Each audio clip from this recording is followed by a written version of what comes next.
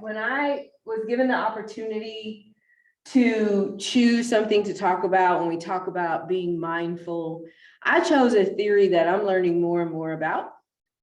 And I actually use this theory in my dissertation. And so that's in my own research, I actually combined critical race theory and social identity theory to make my own theory. And so I combined the two in my research because for my dissertation, I looked at a sense of belonging for Black female students on predominantly white campuses. And so I looked at the different components of social identity. I looked at the components of critical race theory, and I really looked at how to combine those two. But one thing that I really learned is just the different components of critical race theory that I thought was fascinating and made so much sense. And so that's what I decided to do my presentation today around, is actually on social identity theory. And so with that, as you can see, even from this little visual, it just talks a lot about in-groups and out-groups and just the dynamics of those two groups, especially when you look at a college campus, how sometimes we self-select or we get in certain categories and we almost put ourselves in our own little group. I thought this picture was great in that it was able to capture just some of the essence of social identity theory. And so some of the takeaways just from social identity theory, it was actually introduced back in the 1970s by Twyler and John Turner. It was actually describing the cognitive processes related to social identity and how social identity impacts intergroup behavior. And so social identity theory is composed of three different things. The first thing is social categorization, which is actually through observation. Social identity, which happens within your intragroup, and then social comparison, which happens with the inner group. And so your in-group, it's you identifying with those in your in-group, and then also a comparison made to those that you would literally categorize as your out-group. And so I have this short little video that I wanted us to watch that I think really capture when we look at this particular one, because when we look at the component of categorizing someone, it means that you can't belong to the group unless you know why that group exists and what's made up of that group. And so before you even pick what group you're in, you got to figure out what's in common. And so I wanted to show this little video. It's actually Mean Girls. I don't know if anyone's ever seen. Your guide. Now, where you sit in the cafeteria is crucial because you got everybody there. You got your freshmen. Koshy, can you hear that? Guys, preps. Yes. JV jocks. Asian nerds. Asians. Varsity jocks. Unfriendly Black bodies. Girls who eat their feelings. Those who don't eat anything. Desperate wannabes. Burnouts. Sexually active bandies. The greatest people you will ever meet. And the worst. Beware of the plastic. So this kind of showed a high school, but if you had an opportunity to talk about the different groups that can exist on a college campus, what would you say? Koshy, what would you say? If there was different groups that you see on a college campus, what would be the different names of those groups? Similar to how she kind of in the cafeteria named it out. Oh, hold on, I can't hear you. I think you're on mute.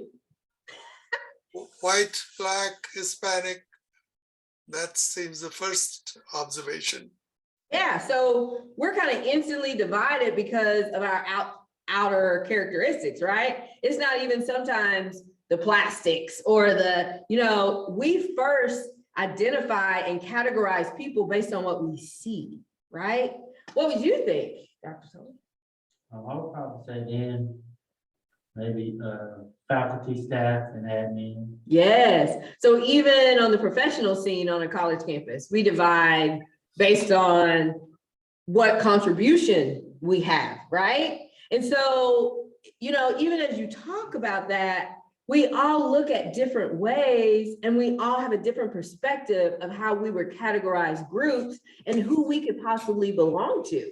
Lynn, what would you say? I saw you come back on camera for a minute. I would say the party kids or the academic kids. Yes, there's a division, right? Those that you know are going to party just a little bit and forgot that they go to Southern Nazarene, and those that don't.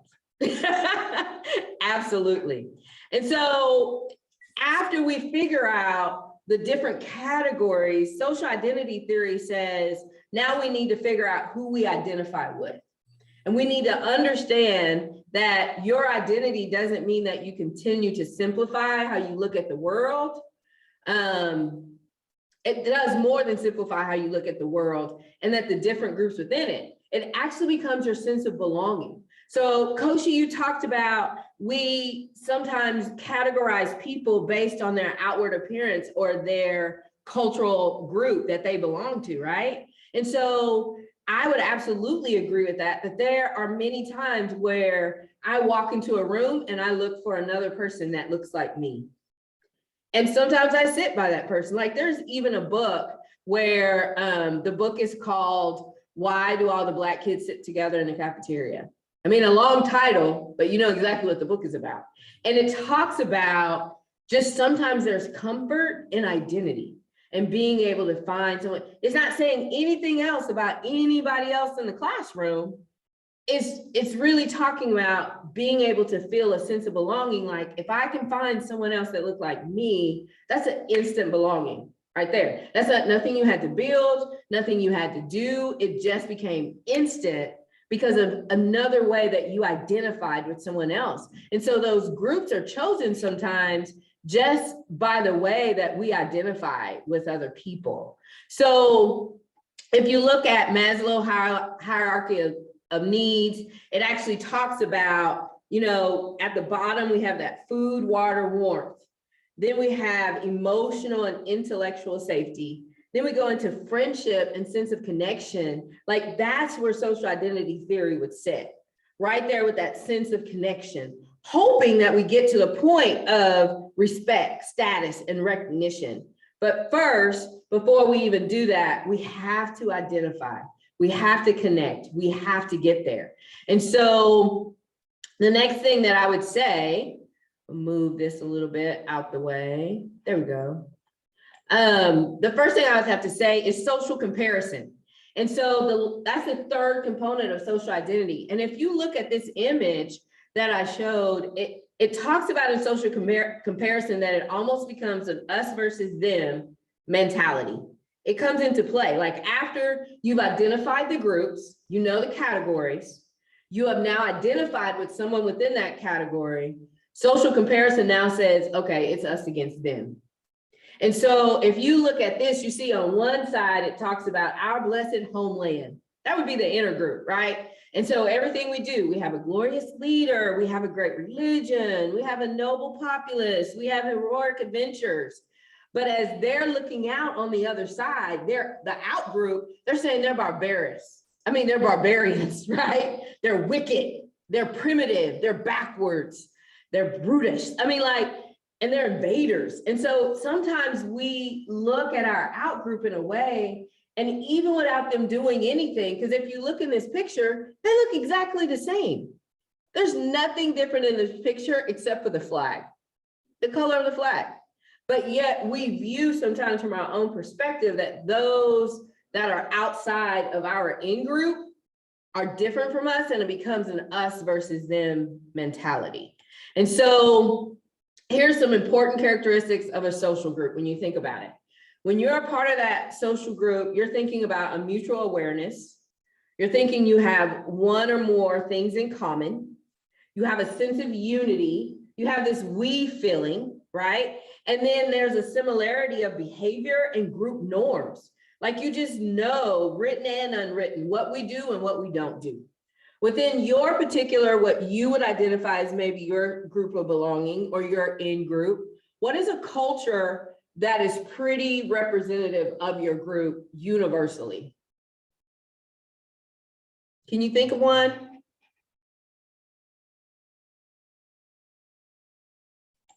What do you think? Lynn, let's start with you. What do you think? Do you think within your culture, there's something written and unwritten that you would say is representative of your in-group? I can give you an example. Oh, Maybe as a Christian, I do devotionals in the morning. yes, exactly. That's because here's the thing, those that are not Christians, we don't expect them to do devotionals, but they may do devotionals, but we don't know that. We just don't expect it. But all the ones in our group, we expect they're having quiet time.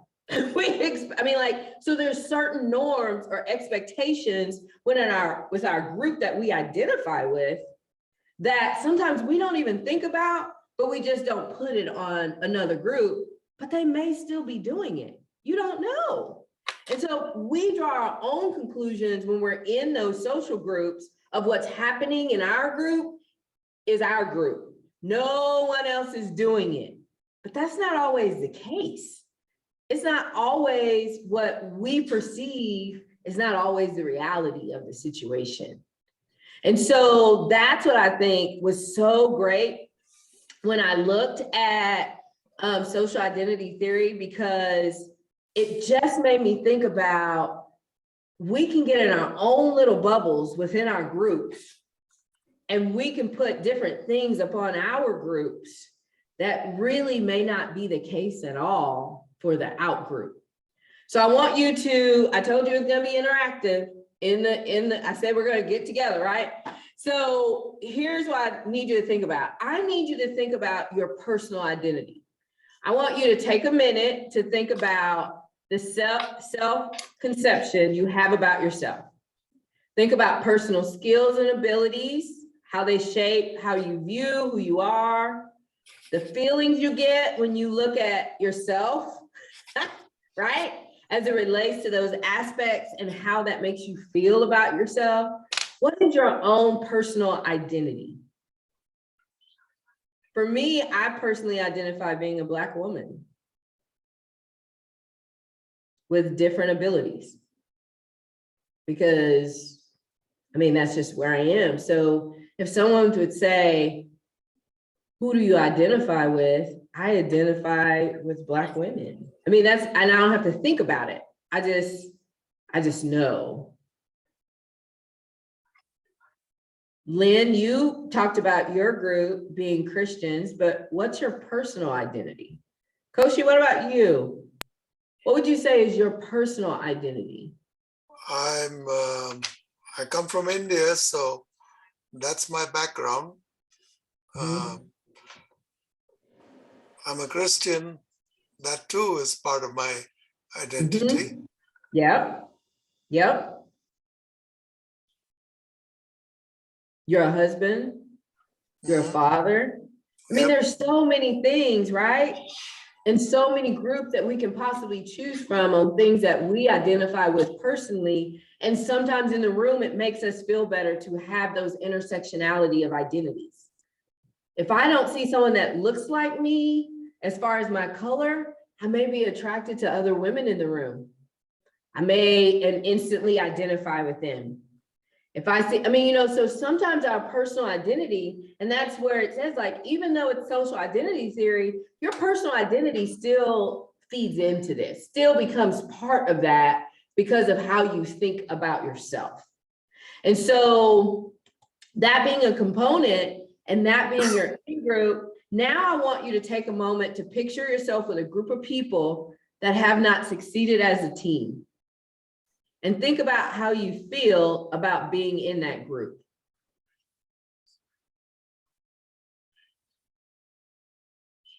When we think of personal identity, we usually identify with, okay, yeah, this makes me feel good. This is my in-group. I want you to think about take a moment to picture yourself with a group of people that have not succeeded as a team, and think about how you feel about being in that group. What about you, sir? What's a group that you can picture yourself with? If it's a group that's supposed to be a team and I'm doing my part, then the others are not doing their share. You've decided, huh? Like, that's why we're not succeeding, because they're not doing what they're supposed to be doing as a If it says team, not, right? they have not succeeded as a team, so. So that's how you feel, like they need to like step it up, huh? Or it could just be, we just don't work together well as a team. Right, You so have you difference feel of- disconnected, right? We have difference of opinion, it could cause maybe the conflict. Everyone may be doing their part or maybe not, but Yeah, for me, I would think more so in the aspect of, just it could be dynamics, conflict, Right. past things that's causing us to be able to not succeed. right, right. Do you want to be a part of that team? If you're not succeeding, if everyone's not doing their part and you feel disconnected, let's be honest, do we want to be a part of that team? No. No. So that's how it becomes our out group, is because we don't have a connection to them. They're not doing the same things we're doing. I mean, like, really, y'all answered exactly what I'm talking about. Like, sometimes we're even in our in group because of our work ethic, because of things that we believe in, and we want to surround ourselves, our in group, with people that's doing the same thing, because our out group, we may be perceiving, or it may be reality, they're not working as hard as we are. So I don't really need to, like, be a part of that group. I belong here because people are working or doing things similar than I'm doing. That's the thing about social identity. And so, that's what I had you do, is picture yourself in that group. If you succeed, not being there. And so here's what I think we really have to, why would I even talk about all this? Why would we even take a moment to think about in-group, out-group, why we're feeling this, why social identity is important? Social identity and understanding that is important because we all sit on a wheel of power and privilege, everyone.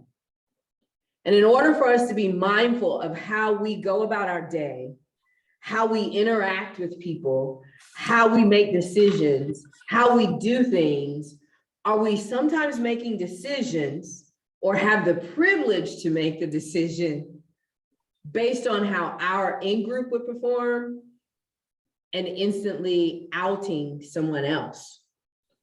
And so some of the questions that I, pose that we can think about is, we need to reflect on our own personal identity and social group and how that interacts.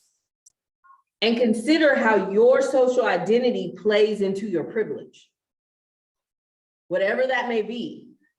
And we need to practice being mindful how we can become better allies for any marginalized group, or be able to articulate our own experience so people are able to learn and understand why they're marginalized, why they're the out group, or why I'm feeling like part of the out group. In my research, my participants talked about, it was painfully obvious, but I mean, they chose the school and they understand that, but it's painfully obvious that we're instantly in the out group because we're going to a predominantly white institution. And so sometimes it's hard for those in the in group to understand what's going on in those in the out group, because it's just hard to know how your privilege and power plays into that when it becomes automatic. And so we have to practice being mindful about that and being allies for those that are marginalized. We have to be intentional about learning about intersectionality and how it affects all of us, because we don't just identify our personal identity or social identity. Is not just one dimension, it's multiple dimensions, because we're all made up of different identities within one person. And then the challenge I have for you is to be mindful, but really intentional about avoiding this us versus them mentality in campus spaces and places we occupy. Because the more that's perpetuated an us versus them versus allyship, and how to figure out how to be advocates and allies while understanding why that person may feel like they're in the out group, while understanding the privileges and power that's in the in-group. Like, we have to figure out how to avoid that us and them mentality in those campus spaces and places, and figure out how to bring them into the fold with all that they bring to the table. And so that's my challenge to you as we talk about this. Blake McKinley, he's actually a professor out of the University of Queensland. He outlines how to be proactive in building a student's sense of identity and belonging that's vital to positive learning outcomes, and give advice on how it can be achieved. I've actually put the link down there, and it's a very short video. And so I just wanted to play this real quickly, and then we'll end with questions. Okay? All right, let me get this going. It's only 6 minutes long. Koshy, let me know if you can hear it. I'm McKinnon from the University of Queensland, Australia. I'd like to acknowledge the traditional owners and their custodianship of the lands from which I'm speaking today, and pay my respect to their ancestors and their descendants. As we're all too well aware, a lot happened in 2020, and we're still in the middle of a global pandemic that has fundamentally changed the way that we teach and learn. We've seen a whole range of issues as a result.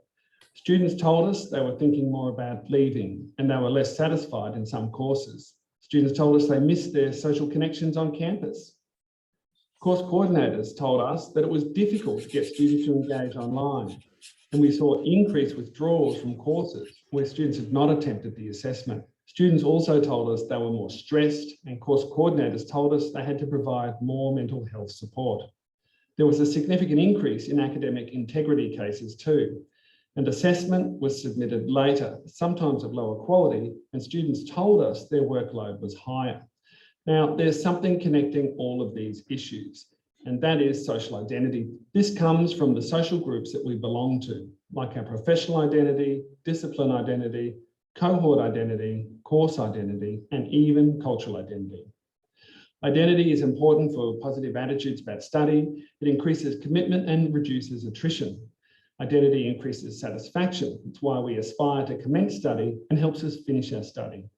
This is because social identity is what allows norms and attitudes to influence our behaviour. Identity is also important for engagement. It increases our willingness to work for the group, minimises social loafing, and helps groups function. Identity is important for mental health as it satisfies fundamental psychological needs. It lowers stress and enables social support to work. Identity is important for academic integrity because it allows us to learn the attitudes and behaviours that promote integrity. A shared social identity increases motivation to learn. It improves communication within a group and improves encoding of information and deeper processing of that information. And finally, belonging. Belonging is a part of a shared social identity. Identity is essential for a sense of belonging. Identity should be at the centre of everything we do. I think that is the big lesson of 2020, not the debate about whether the lecture is dead or whether nothing works online. I think that comparison is somewhat distracting. That's the form of our teaching, not the purpose of our teaching. Instead, we should focus on the people involved in the learning. Now, this might not actually be that new of an idea. There's already a body of research about the importance of belonging in the classroom, and people have been building identity in their classes for some time. This is my dad. He used to teach illustration at the College of Art. About 35 years ago, I used to go and sit in on his classes. He'd run these sessions in the studio critiquing the student assessment pieces. The whole class would contribute to the feedback and problem solve. They also regularly worked together throughout the year. They were a very tight-knit group with a strong sense of us as a group. Even to this day, many of them still keep in touch. So while a focus on building a sense of identity might not be new, I think we used to often do that accidentally or incidentally. Given the events of the last year that interrupted these incidental opportunities to build identity, perhaps we need to start doing that purposefully. So how do we build a sense of identity? Does this mean we have to help students make friends? While friendships can be important for building social connections and a sense of belonging, it's more than that. We should start with students' disciplinary identities where possible. This is what they're telling us is important to them because they are invested in these identities through their enrolment in their programs. When we do bring people together for class contact or social events, we can help build identity by creating a context where people have common goals, where they're of equal status, and where they have to cooperate. Group assessment tasks are one way that we can do all of these things. When we're teaching, we can also help students to see themselves in the discipline by making sure that we talk about positive exemplars of people from different backgrounds, whether they're researchers in the discipline or professionals who practice. Learning about the discipline's expectations and norms is also an important way to build identity. We need to be explicit about this with students. For example, talking about professional codes of conduct or standards as a way of helping to define what it means to be a person in this discipline. We can also do this at university by talking about expectations around academic integrity and what that means for how students and academics work. We can further reinforce what it means to belong by also making it clear how one discipline is positive and distinct from other disciplines. By making the boundaries between groups clearer, we more clearly define the group that we're in. You could do this in multidisciplinary health settings, for example, by being explicit about how each different discipline contributes to positive outcomes for patients. Ceremonies can also help to build a sense of belonging. This is because we're publicly welcoming people to the discipline or group. One great example of this is an event that my colleagues in pharmacy run with their incoming students.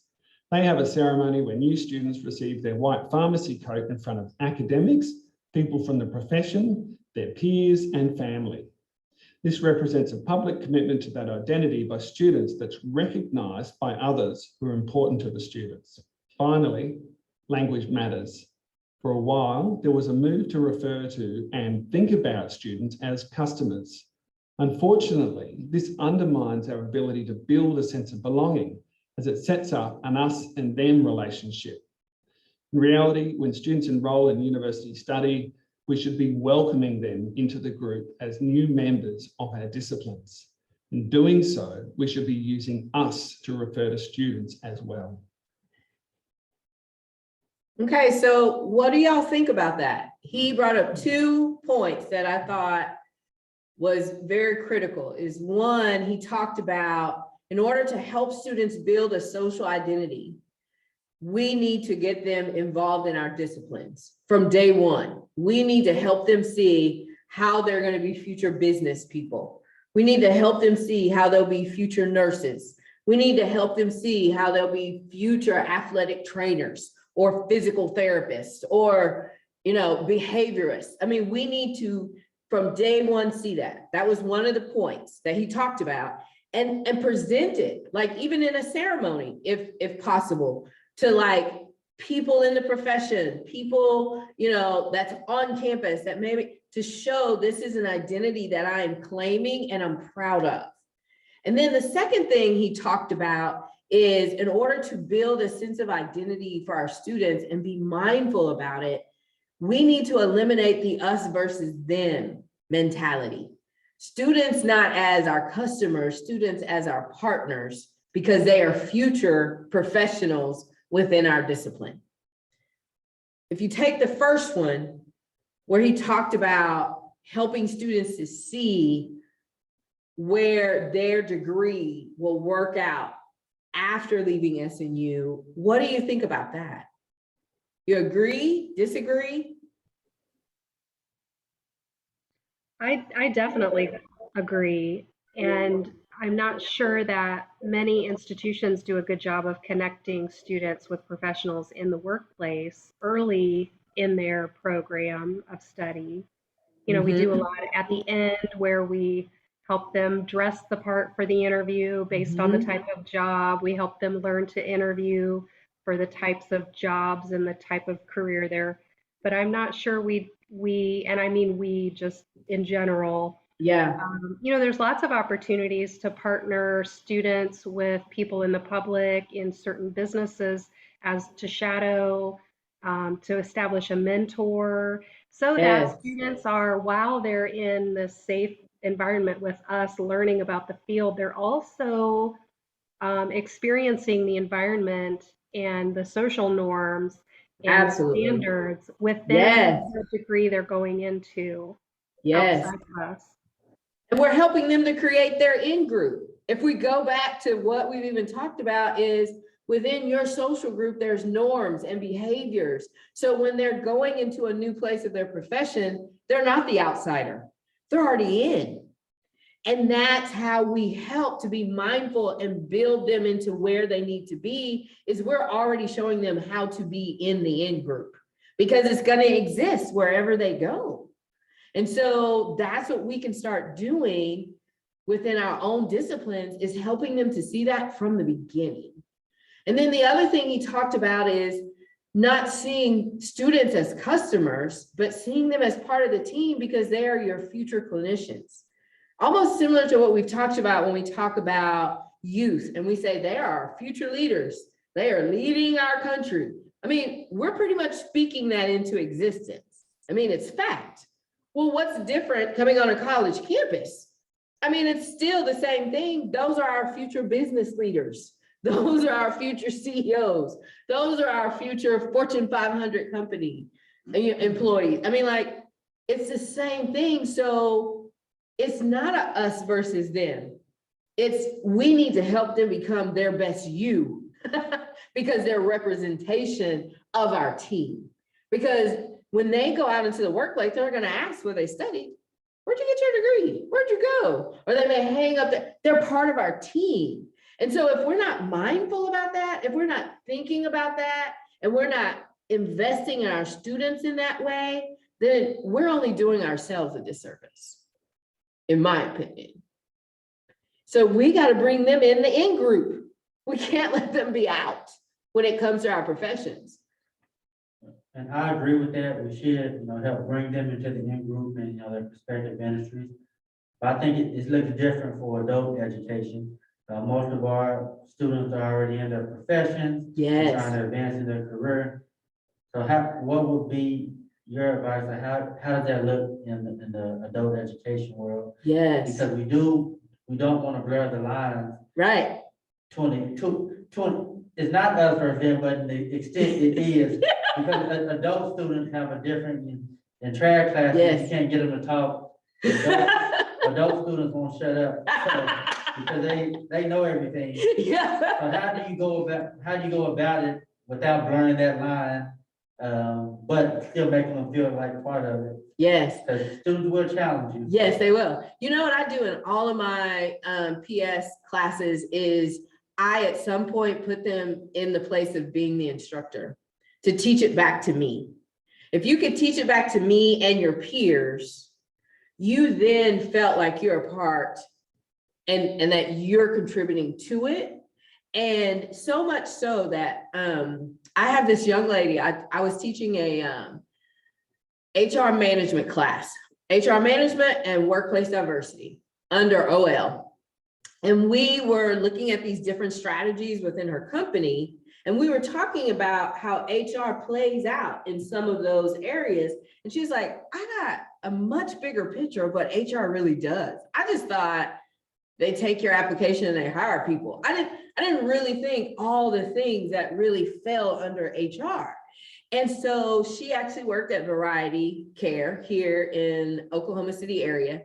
And after like the third week of class, she said, you know what, you've empowered me to go to my boss and tell him that there's some different things that we can be doing in my place of employment to really appreciate our teams. And it came out of our assignments and the dialogue that we had, and you forcing me to really look at my business plan if I had the ideal business. And if, I was ready to just submit what I did in my other classes and just add on to it. But you made me go back and look at it versus just submitting what I already had. And you made me start thinking about how really and truly I'm representation of what the future should be and what my degree should be. So I share that example to say is we have to find ways for them to become students of their own profession. And as they become students of their own profession, then I feel like they're going to feel like they're in the in group and coming along with us. It's interesting. This is the first year that I've ever taught a trad class. Usually I just teach adult classes. And so it's been interesting when I've talked to students that have, adult students that have been in my courses, they talk about how they feel like it's stuff applicable to where they are, but to help them grow into their next position. And so I think that's what we have to do on the adult side is we have to force them as they go into this class, think about what job you want, not the job you're in. What job do you want? Like, there's a reason why you're coming back.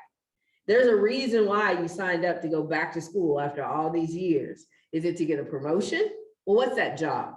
What can you do in that job? So I think it's future thinking, helping them to become future thinkers, just like we're saying our students, 18 to 22-year-olds, you're our future leaders. For our adults, they need to become future thinkers and help them expand that critically of what that looks like.